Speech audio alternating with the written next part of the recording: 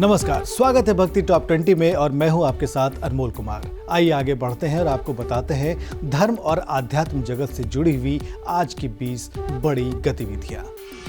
छत्तीसगढ़ में अनेक तीर्थ स्थानों में से एक है राजिम। यहाँ स्थित राजीव लोचन मंदिर, जिसके बारे में मान्यता है कि इस मंदिर के दर्शन करने से चारों धाम के दर्शन करने का फल मिलता है।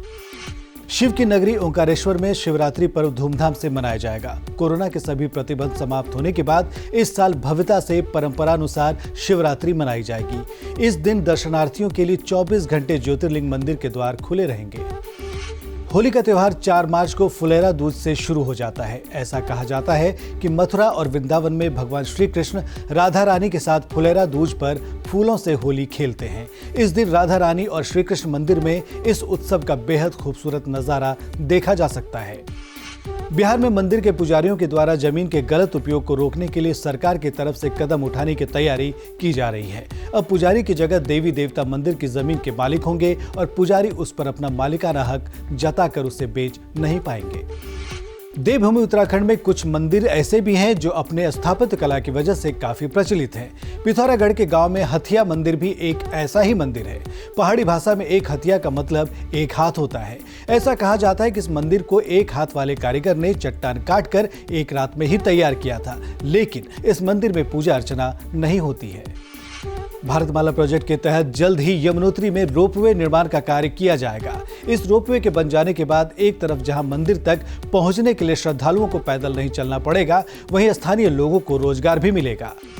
अब आप होशियारपुर पंजाब भारत में आयोजित श्री मीरा चरित्र का 23 फरवरी से विदेशों में भी आनंद ले सकते हैं। 26 फरवरी तक चलने वाली इस कथा में पूज्य श्री गौरदास जी महाराज भगवान श्री कृष्ण के प्रति मीरा की भक्ति का करेंगे बखान। आप सुबह 10 बजे से इस कथा का विशेष प्रसारण संस्कार यूके और यूरोप स्काई चैनल नंबर 725 पर देख सकते हैं।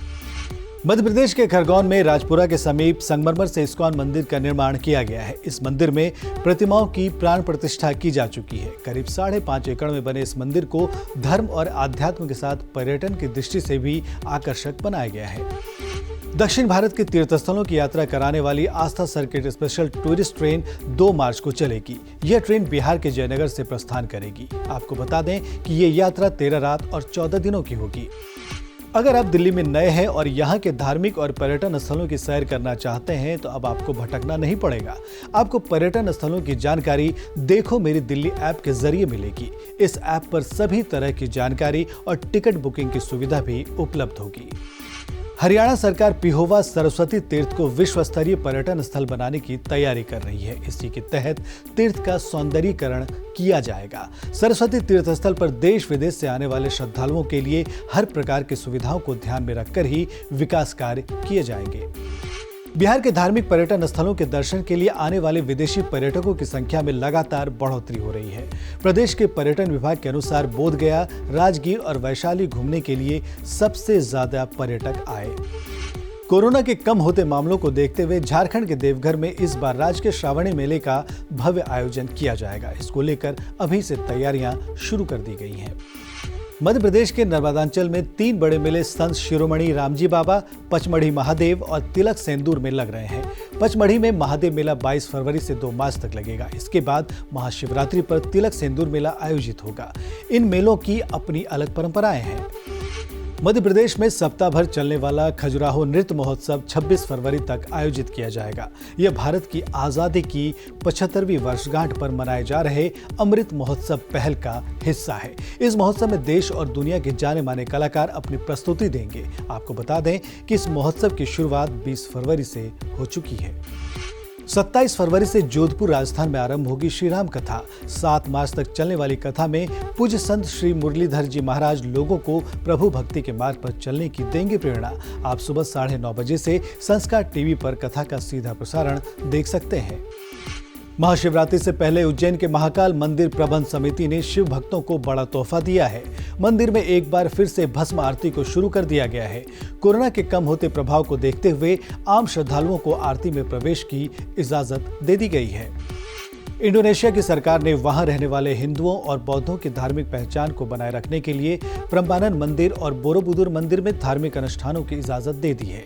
इसके साथ ही आधिकारिक तौर पर मध्य जावा स्थित पवन मंदिर और मेंडूत मंदिर को हिंदू और बौद्ध के लिए वैश्विक पूजा स्थलों के रूप में लॉन्च किया गया। 3 मार्च से होशियारपुर पंजाब में आनंद लीजिए भक्त प्रहलाद चरित्र का 15 मार्च तक चलने वाली इस कथा में पूज्य श्री गिरधर गोपाल शास्त्री जी लोगों को ईश्वरीय भक्ति से जोड़ने का करेंगे प्रयास। आप शाम 6 बजे से सत्संग चैनल पर कथा का सीधा प्रसारण देख सकते हैं। बिहार की पहली बुलेट ट्रेन जल्द ही पटरी पर दौड़ेगी। ये ट्रेन राजधानी पटना से गुजरने के बजाय गया और सासाराम से गुजरेगी। इसके लिए हाई स्पीड रेलवे ट्रैक बिछाने की तैयारी शुरू हो गई है। रेल मंत्रालय से इसकी मंजूरी भी मिल चुकी है।